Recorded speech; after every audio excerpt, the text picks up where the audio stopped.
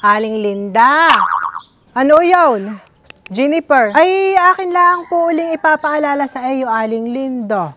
Baka naman po yung aming bubong sa kusinang nagtutuloy, pwede mo na pong ipaayos.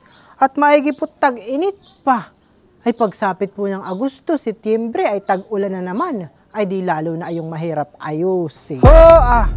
Jennifer. Yun ay alam ko, hindi mo na kailangang ipaalala sa akin mayat maya. Yun ay aking ipaaayos. Yun lang ang magre-repair ay hindi pa naparito. Kaya kayo huwag masyadong mag-alala diyan sa bubong ninyong nagtutulo at pasasaampat. Yan ay maayos din. Ipag-uupa na pati uli ninyo sa akin si baka kay makalimot.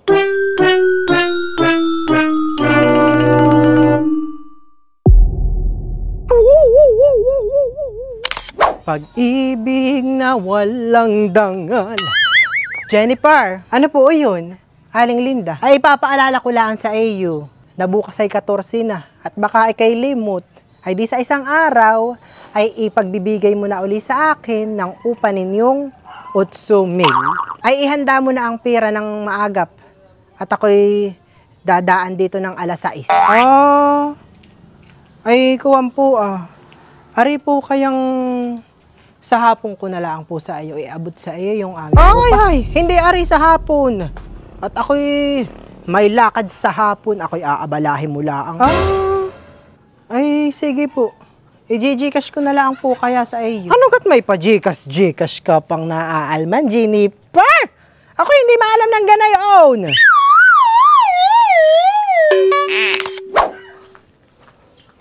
Aling Linda, ano na naman iyon?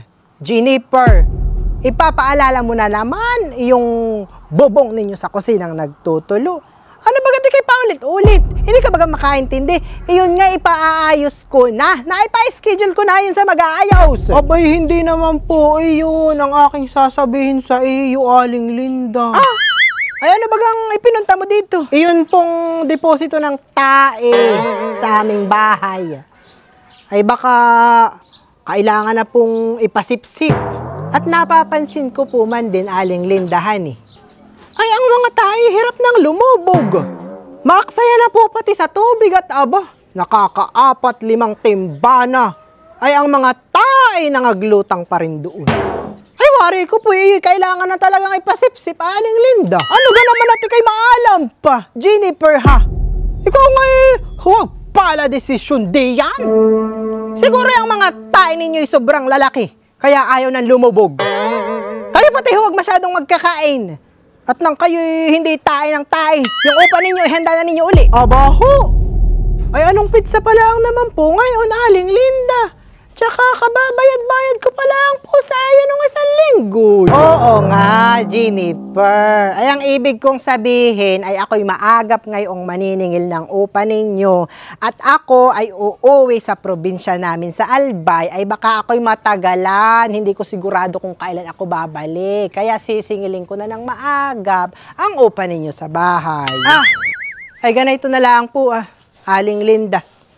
Di ba gapot kami may advance payment sa iyong 1 buwan? Ay, yun na lang po ang aming gagamitin. Aba, hindi, Ari, Jennifer. Yung inyong advance payment ay hindi pwedeng galawin. Kaya nga, yun ay advance payment. Yun ay maaari lang ninyong gamitin kapag kayo'y aalis na. Ay, kaya nga po gagamitin na namin ay kami lalayas na, Pintek. Ikaw naman po, Aling Linda, ay magaling lang pagdating sa singilan ng opa. Kapag may mga sira na may hindi kaagad pinaayos. Iyon nga ang bubong namin sa kusinang tutulo-tuloy, pinababayaan mo lang ay ang permeng emekay. Oo, ipapaayos ko yun. Oo, may mag-aayos na yun. Ay tingnan mo, ilang buwan na ang nakakalipas ay bayon. Yung aming bubong sa kusina ay tutulo-tulo pa rin. Nag-aabot-abot na ang mga sira. Ay anak, itong may-ari, wala lang pakialam. Abay, bakit naman kayo'y aalis no? Jennifer, huwag muna kayong umalis. Huwag kang mag-alala at bukas na bukas ay iyong tinitirhan ninyo ay aking ipare-renovate. Tapos ay lahat ng bubong ay papapalitan ko ng color roof para siguradong wala nang magtutulo. Kaya kayo'y huwag nang umalis, ha? Buo na ang desisyon ko, Aling Linda! Wala nang makakapigil sa akin! Lalayas na kami! Magsama kayo na yung tao pa mong bulok!